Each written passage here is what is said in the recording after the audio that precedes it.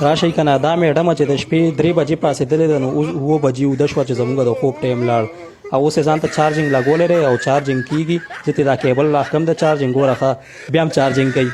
کیبل مې ترې راښکړو بیا هم چارجنګ کوي یاره دا مخلوق چې چا کوي که نه دا د الارم نه ښه کار کوي الارم به په خپل ټایم باندې غلط شي خو دوی په خپل ټایم نه غلطېږي د دوی خپل ټایمونه څه دي 3 بجې 4 بجې 2 بجې دوی به تا دا ټایم کې خامخا پاس کوي